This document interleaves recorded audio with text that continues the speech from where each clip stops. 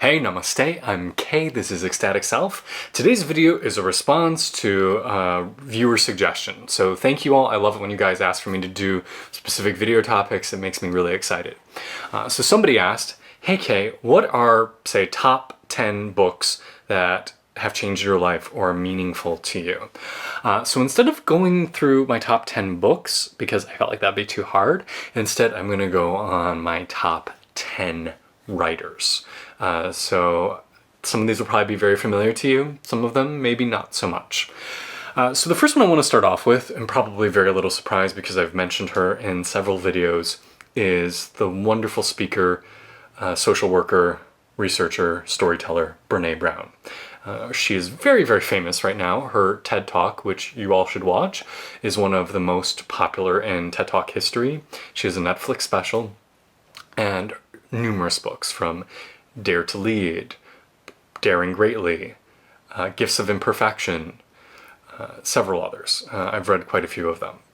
She does really wonderful work about this idea of shame, coming into authenticity, exposing vulnerability and the power in that, connection, living wholeheartedly. She has some really beautiful language around it. If you're not familiar with Brene, I highly, highly recommend that you check her out. A lot of the work I do has been very encouraged by some of her beautiful perspectives. Next author on the list, Alan Downs, famous for the book The Velvet Rage. If you are a queer or gay man, you're probably familiar with that title. He is a therapist, and he wrote a book about how gay men have 3 stages. First is being closeted, the second is coming out, and that's where most gay men stop.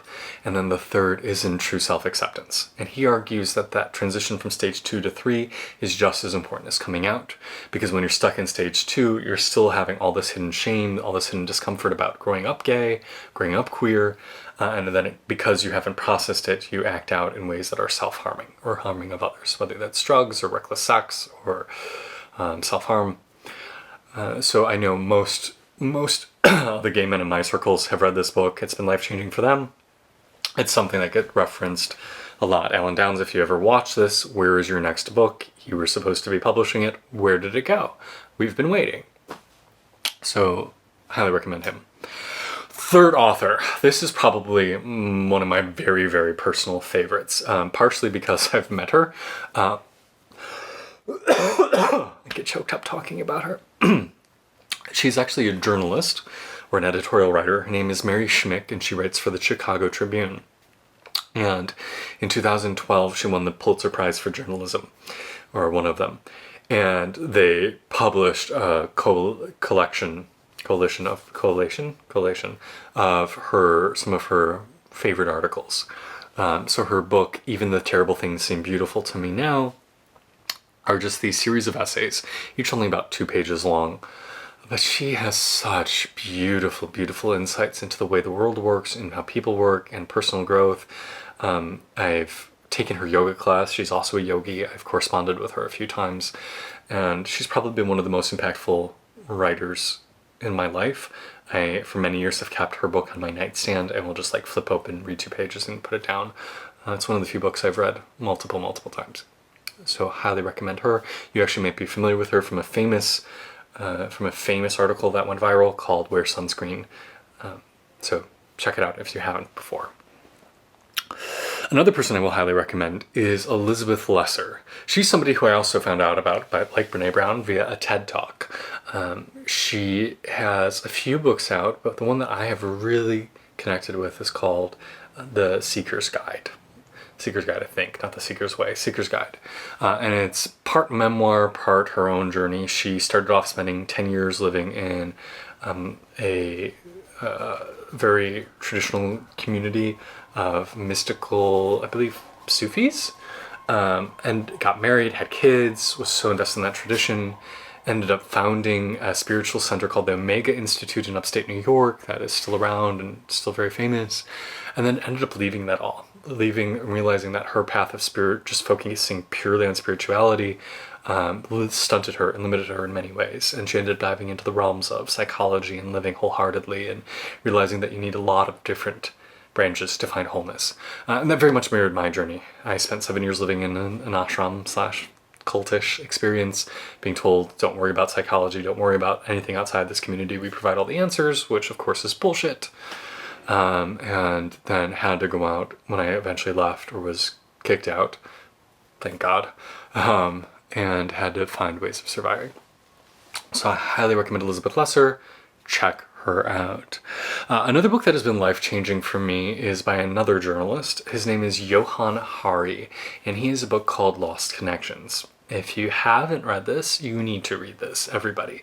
His argument is that pretty much everybody in the world, modern world, is dealing with anxiety and depression, but it isn't because of the things we think it is. It isn't because of a chemical imbalance, it's because of a lifestyle imbalance, and that he identifies these key elements that cause anxiety and depression or just mental unwellness, and then he gives you the solutions, from things like building community and having intimate relationships, doing meaningful work, having a connection to nature.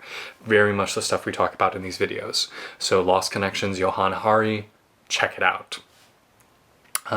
This one's a little bit surprising, but I have to mention this because it's something that has stuck with me for years now.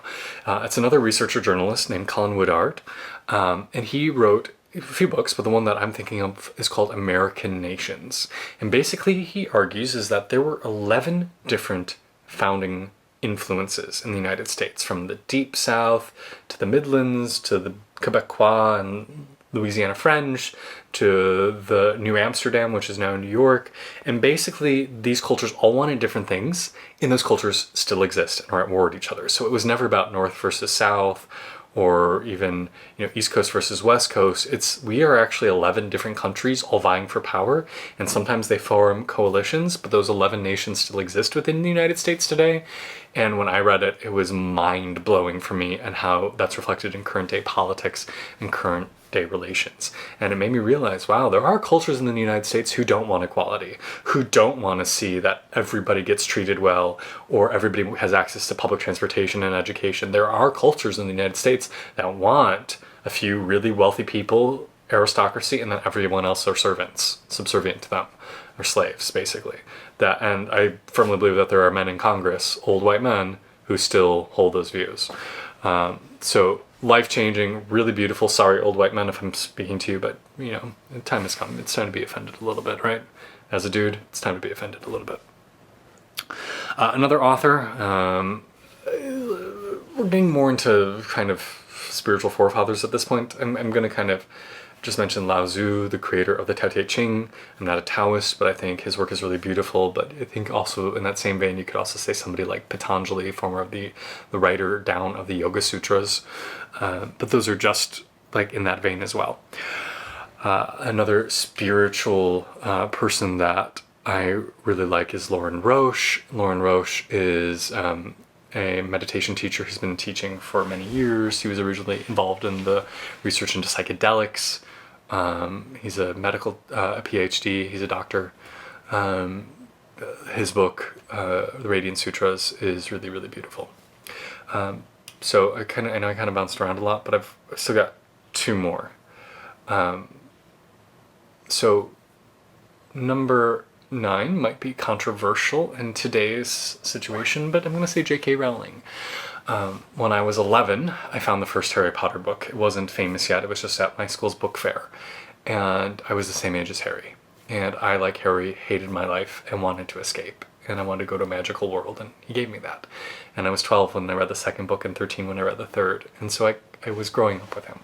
So Harry Potter is very much part of my identity, and it's probably one of the most meaningful books in my life. This last book, my last author, is one that I'm pretty guaranteed you've never heard of. His name is Doug Lippman, and his book is called The Storytelling Coach: How to Listen, Give Praise, and Bring Out People's Best. He is somebody who gives direction or one-on-one coaching for professional storytellers. And if you knew there was such a thing as professional storytellers, but there are. And he helps them become better storytellers. And one of the things that he really stresses in his book is this idea of the myth of constructive feedback. that by telling people where they're going wrong, it doesn't usually help them grow. It usually just shuts them down. So instead, let's build from praise. Let's build from where are the things that are going right. And then when you're open to it, let's give you one or two things that aren't working to focus on, but let's keep the bulk of our work on what's going well. And that's something that I've really taken to heart as a partner and as a life coach and as a director of film and stage projects, is I see people respond much better when we focus on what's going well. And my work as a corporate coach for 4 years. Let's focus on what's going well, and then I'll tell you where you need to adjust, but I'm going to do it from a very positive place. And I think it goes down to this fundamental idea of everybody's got genius, everybody's brilliant. And you see that from books like The Myth of Ability, to Multiple Intelligences, to Daniel Goleman's seminal work, Emotional Intelligence, that we all have a lot that's good. And too many of us have been shut down and told we're not creative, we're not talented, we're not blank. We are those things. We are, each of us, brilliant and have something beautiful to contribute. So I'm a big believer in trying to encourage people from the positive.